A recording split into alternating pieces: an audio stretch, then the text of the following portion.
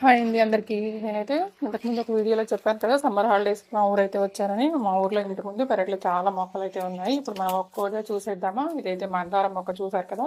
ఇప్పుడు చూసినదైతే తోటకూర అండి. పెరుగు తోటకూర అంటారు దీన్ని. ఈ పెరుగు తోటకూర పప్పులో వాడుకోవచ్చు. అలాగే తాలింపు కూడా చేసుకోవచ్చు. దీంట్లో ఐరన్ పుష్కలంగా ఉంటదంట.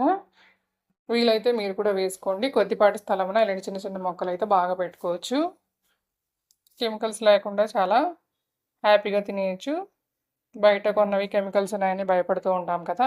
అలా కాకుండా ఇంటి దగ్గర 2, 3 మొక్కలు పెట్టుకున్నా మనకైతే సరిపోతా ఉంటది. ఇప్పుడు మీరు చూసినది బెండ మొక్కలండి. ఈ బెండకాయలు కూడా మనకు సరిపడా బాగా కాస్తూ ఉంటది. అలాగే జామ చెట్టు అండి ఇది. జామకాయలు దండిగా కాస్తూ ఉంటది. అలాగే ఇది అరటి, అలాగే చిక్కుడు, అలాగే గోరుచిక్కుడు కూడా ఉంది. అదైతే నేను మిస్ అయ్యాను.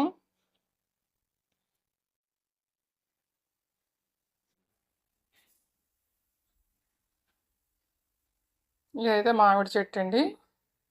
కోతల పడేది ఎక్కువ ఉందని చెప్పి అన్నిటికీ నెట్ కట్టేసి సేఫ్టీగా పెట్టేశారండి. ఇదైతే గోరుచిక్కుడు.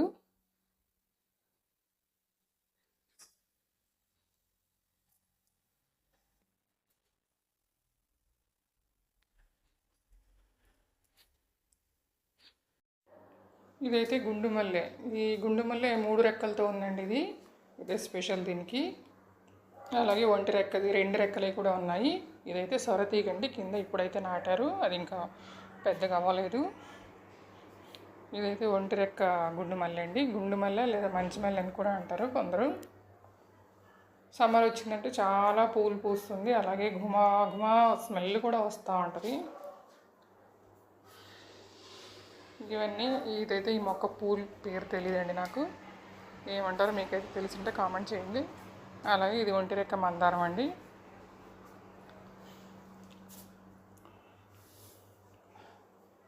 మందారాల్లో చాలా వెరైటీస్ ఉన్నాయి కదండి. చాలా అంటే చాలా ఉన్నాయి. మనకు తెలిసినవి కొన్ని మాత్రమే. అందులో ఇది ఒకటి. ఇవైతే అరటి అండి. అలాగే ఇది కొబ్బరి చెట్టు. ఇదైతే ముద్ద మందారము. పువ్వు చాలా బాగుంటుంది, ముద్దగా ఉంటుంది కదా. అలాగే పక్కనే చామంతులు కూడా ఉన్నాయండి. చామంతులు, షో చెట్లు.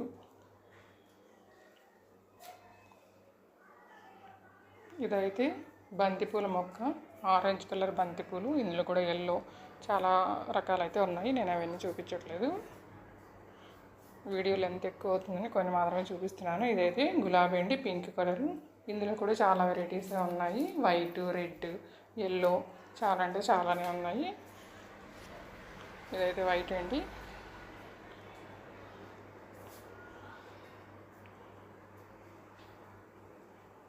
ఇదైతే బీరకాయ అండి. కరివేపాకు చెట్టుకు పాకేసి బీరకాయలు అయితే కాసింది. కరివేపాకు చెట్టు నుంచి వేలాడుతూ ఉన్నాయి. ఇదైతే కరివేపాకు చెట్టు చాలా పెద్దగా అయిపోయింది. కరివేపాకు చెట్టు దగ్గరికి వెళ్ళగానే ఆ స్మెల్ భలే వస్తుంది కదండి. అలా ఫ్రెష్గా తీసి కూరల్లో వాడుకుంటే ఎంత బాగుంటుందో కరివేపాకు.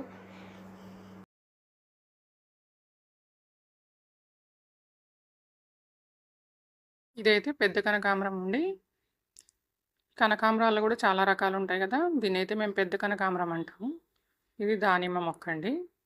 ఇదైతే చిన్నది, ఇంకా కాపు రాలేదు, ఈ మధ్య నాటారు. ఇప్పుడు మీరు చూస్తున్నది డ్రాగన్ ఫ్రూట్ అండి. అది కూడా ఈ మధ్య నాటారు, చిన్నగా ఉంది ఇంకా.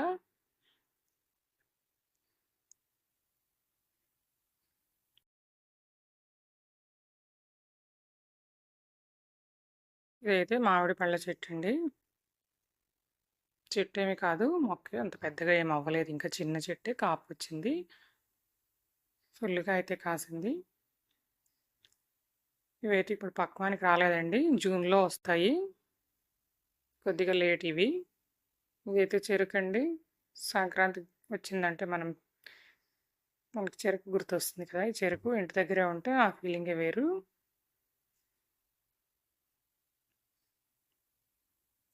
మేము ఊరికి వచ్చిన ప్రతిసారి చెరుకు అయితే కొట్టించుకొని తింటుంటామండి. ప్రతిదీ ఇలా ఇంట్లో కాసింది, ఇంట్లో పండింది తింటూ ఉంటే చాలా అంటే చాలా హ్యాపీగా అనిపిస్తుంది కదా. ఇదైతే అలోవెరా, అందరికీ తెలిసిందే దీనివల్ల ఎన్ని ప్రయోజనాలు ఉన్నాయని. చాలామంది ఈ మధ్య కుండీలలో ఇంటి దగ్గర వేసుకుంటున్నారు.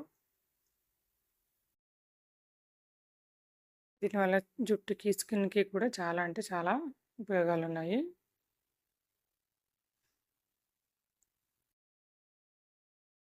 ఇదైతే ఇంకొక కరివేపాకు మొక్కండి.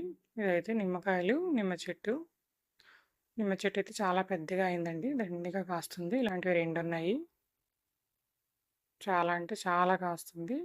ఇగో కాయ సైజు కూడా చాలా బాగుంటది.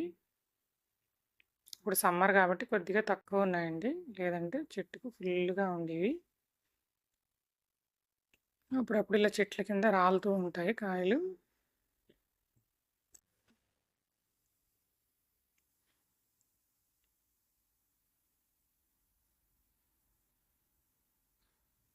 ఇదైతే నల్లేరు. చాలామందికి దీని గురించి తెలియదు కదా! ఈ నల్లేరు పప్పులో పెట్టుకోవడం వల్ల యాక్చువల్లీ పప్పులో అని కాదు. దీన్ని వాడడం వల్ల ఎముకలైతే చాలా గట్టిగా, దృఢంగా తయారవుతాయంట. Bone strength పెరుగుతుందంట.